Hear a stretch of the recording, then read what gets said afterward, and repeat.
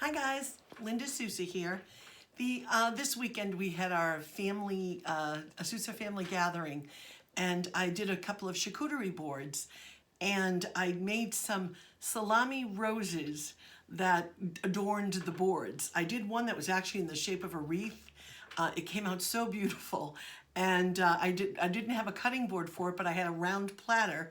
I put a little bowl in the middle to make sure I kept the center open, and I made a bunch of flowers of these using the salami, and I'm going to show you how to make them. And then I did a larger charcuterie board, and what I'm going to do when I post this, I'll post pictures of those alongside so you can see the actual finished product. But all the salami got eaten, so I don't have any to show you today. But I'm going to start with what I did this weekend. And this is what I used. I just used a simple wine glass, right? And some salami. And it is so simple to do. I'm going to move this off to the side because we don't need that just yet. I also have a little brandy glass because I can show you how to make a smaller one and then a larger one with a wine glass. But you really can pick more or less any size glass you want. So take your salami. It's really this simple. You're gonna be like, really? That simple to do that? See, I just put that on there. I put half of the salami in, the other half over, and I'm gonna just keep layering that and doing that a few times. And you can do it obviously as much or as little as you like. Obviously, the more you do it, the more petals you have. But it really, see, I layered that over that side. Now I'm taking a third one and putting it in, flipping it over. Doesn't have to be perfect. So that's what we've got so far, right? I'm going to do another couple of layers because you really want it to fill out and just look like a nice, beautiful rose. So we're going to do this one. And I'm just keep layering it over the various lines of where I've layered it before. I'm going to turn the glass a little, put that inside there. Obviously, as you continue to layer, you're going to get less and less space on the inside, but that's what makes that center of your rose. Got a couple of pieces here. There we go. And I want to put this one right over this side. So I'm going to put that in there. So it's starting to get a little full, but I think I'm going to go another layer because I still have a little bit in there. See that? So far this has been like 3. And I don't know if you can see this. Here's like where the seam from one is and the seam from the other. So I'm going to put that other one right in between that, right there. I'll do it this way so you can see it. It's going in. It's going right over that, right there. And I'm going to flip it around and do the same thing so that it overlaps on this side. Oops. A little funny slice, which we can use, but we'll probably use that with the smaller little brandy snifter right here. All right, I think I'm getting close. One more, and I think we're gonna be ready to uncrate this from the glass. This is a little, the way it was cut, a little thin, a little here, there. Who cares? It's fine, it's all good. Put it over the side, put it there. And I just kind of tap it down a little there. Right? I don't know if you can see the flower's already kind of begun from the inside. There it goes, right off. Came right off. Let me show you that. And then you have a little rose, right? So that's with one kind of glass. Now, I've never done this, so I'm doing it with you guys the first time. But I'm pretty confident it works pretty much like the other. That one's a little off, so I'm gonna wait on that one.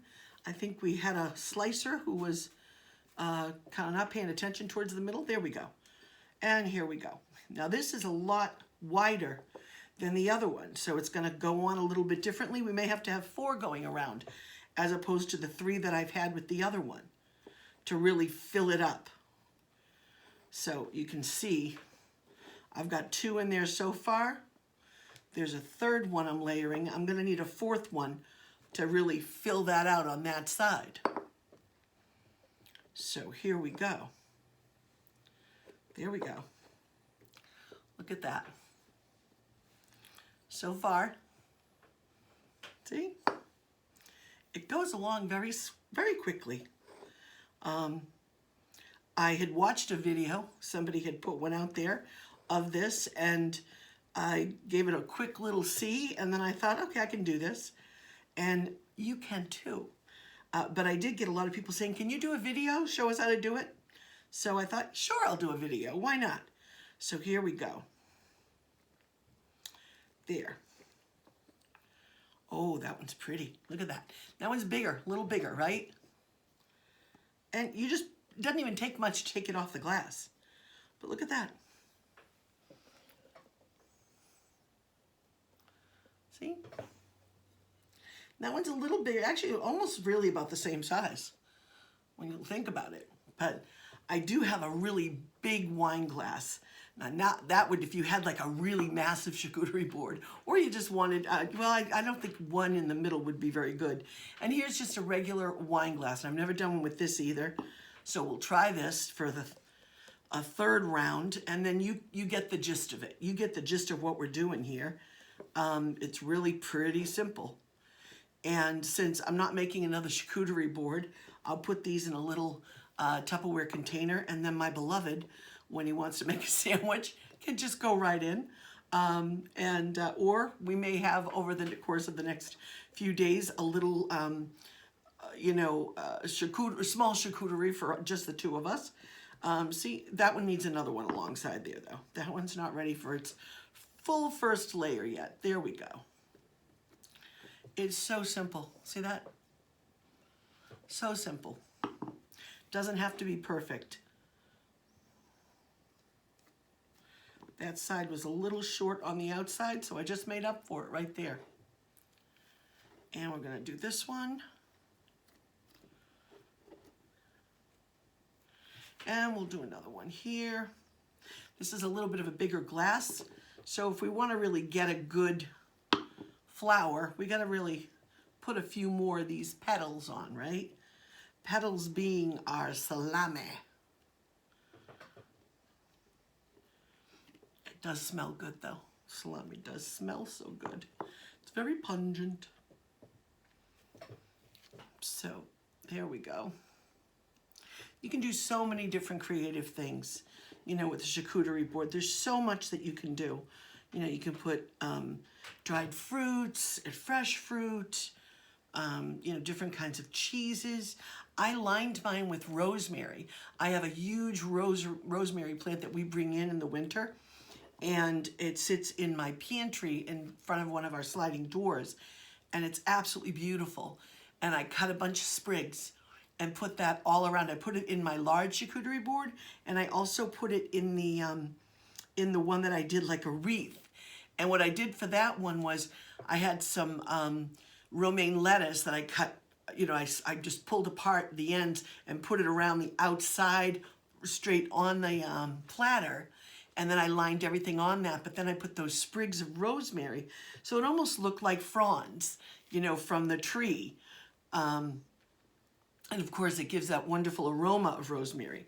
So I think that this one is pretty much done. Now this is gonna be a pretty large flower, right? Look at that. Yeah, that is large. Definitely large in comparison to these. And there you have it, my friends. So it is that simple. My hands are all greasy here, but these are 3 different glasses that I used to make this. One is with that glass. This is with that glass, and this is with that glass. That simple. Salami flowers. Any questions, just send me a message or an email, and I'll do my best to answer. Have a blessed and a joyous and a beautiful rest of Advent and holiday season, and Merry Christmas to everyone. Bye.